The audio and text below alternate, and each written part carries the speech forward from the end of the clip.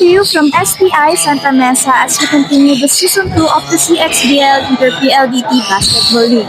We have here our best player of the game, Mr. Versil Mondear, with 33 points, 9 rebounds, 6 assists, 3 steals, and 1 block. So, ano ang mindset mo pagpasok ng game?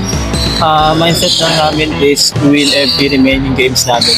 Dito lang namin na-secure yung kay top 2 ng sa bracket natin para makapag-prepare lang sa playoffs.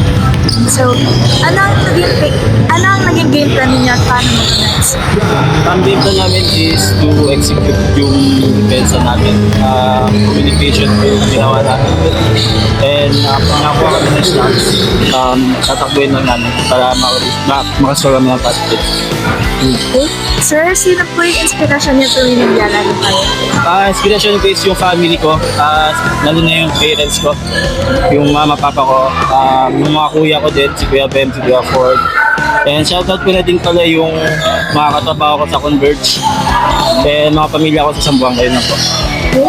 Once again, our best player of the game is Versil Mondear of Team Converge ICT. Please like and follow our FB page, CX Basketball League. Ito.